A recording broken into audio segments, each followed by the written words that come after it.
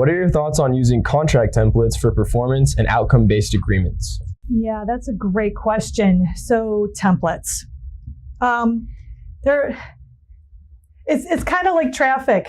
They are, and there's not a lot that we can do about it. And I understand why enterprise companies establish templates. And so I understand that the legal department goes to risk and insurance and finance and gets, for a standard situation, a evened out risk profile, and then writes the language to meet that profile, and then wants all the contract professionals to use that language. The problem that I have with performance-based contracting is that if you just use the template, you find yourself with a lot of donut holes. And so let me explain what I mean by that.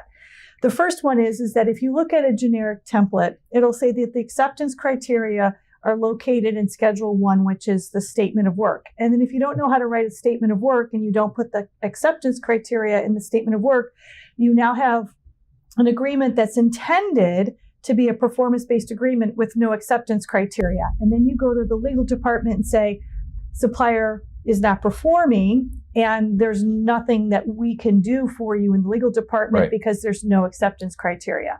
Another donut hole is around limitations of liability. So the limitation of liability will be written by the legal department for an averaged out legal risk situation, which in some circumstances can be too high for the type of work that's being done. And then you end up eliminating good suppliers because for whatever reason, they can't meet that cap. Or on the converse, it's way too low because your exposure as the purchasing company to your end customer is so high that if this supplier doesn't perform, your exposure exceeds what you can get back from the supplier.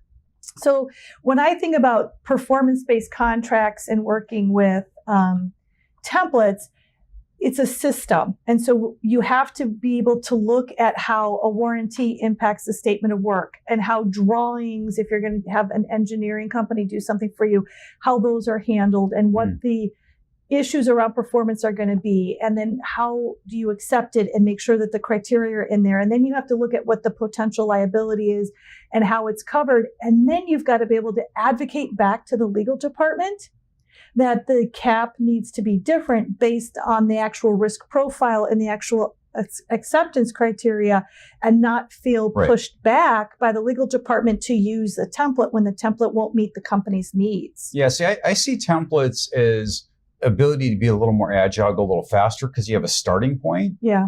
But I don't see them as a, yea, verily, thou shalt, and you have to do it. And as long as it's designed as a starting point that you can adjust based on the individual circumstances of whatever you're going to go buy, I think templates are great. And in fact, we use them all the time, not just for the MSA and all that, but also for the statement of work, common SLAs. So, things like governance and export controls and, some of the legal stuff and typical governance functions that you pretty much have in everything, GDPR, all that joyousness, right? Having that already written, great, because you can go faster, but you can't be dogmatic about it. Right.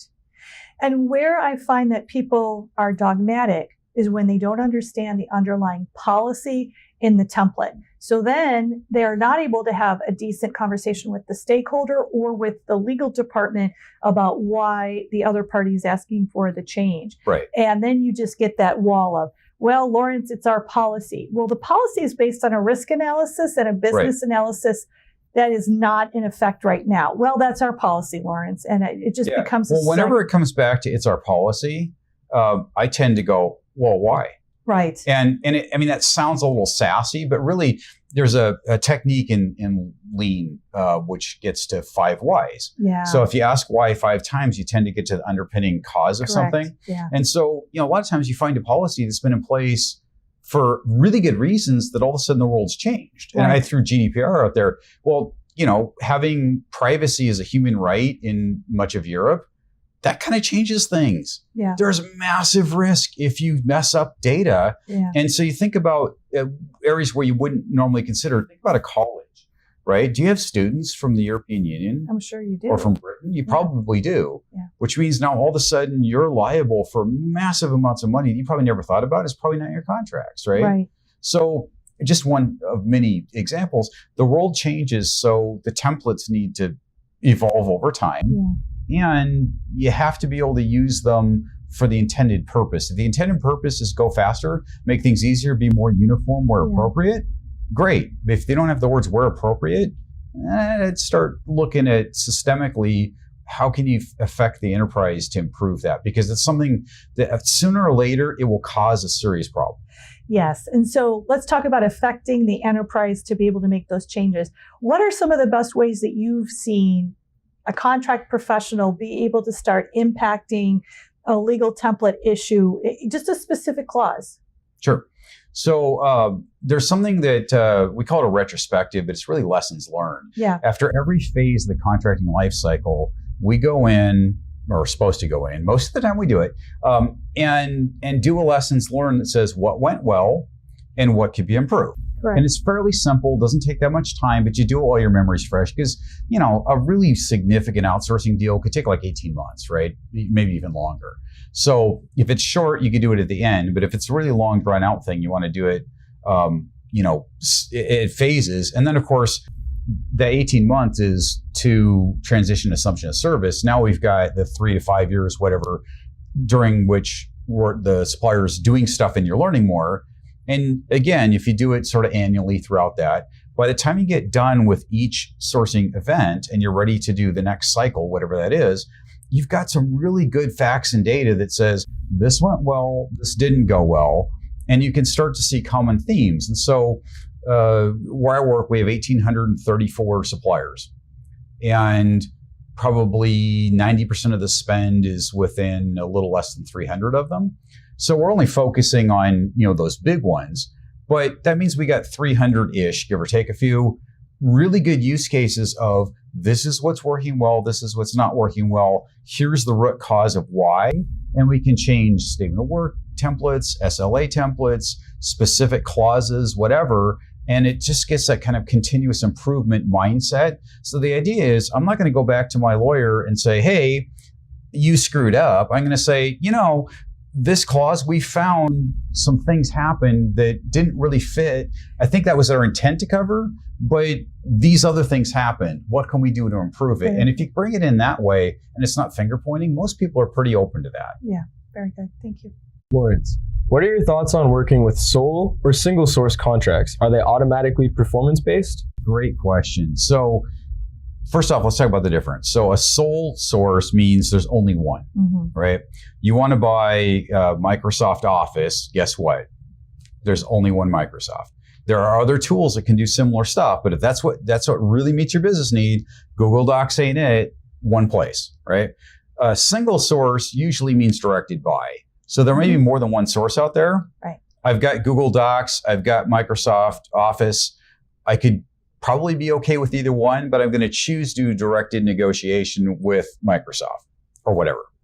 So it's really important in a situation like that to have the business strategy firmly in mind. Why are we going to go to this company? And how do we identify the risks? If they're the only game in town, we're probably doing something innovative and business altering, probably. Or it's something that's really, really ancient technology that we're trying to, run the wheels off of, and they're the only ones who actually remember how to do it. It could be kind of either end.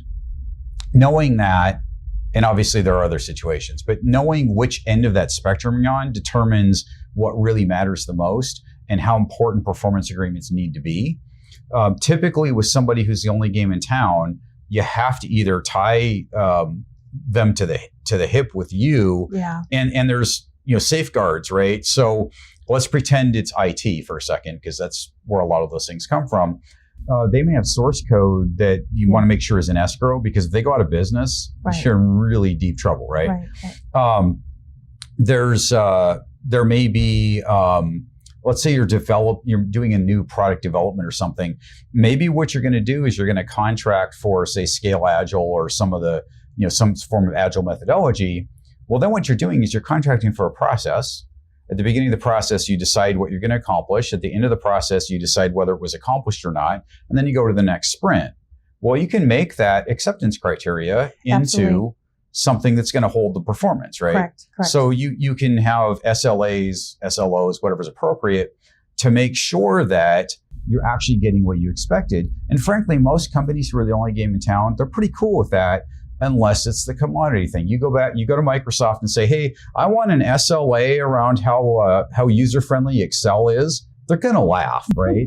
Yeah. I mean, it's COTS software, take it or leave it. I want an SLA that little blue circle-y thing doesn't come on every 10 minutes in my computing. Yeah. Right, no. Exactly, you're right. So, I mean, it depends on what you're buying, obviously. But, when you do a single or sole source, it is risky. And it's good for both companies where it's a solution specifically to you and not just some commodity thing.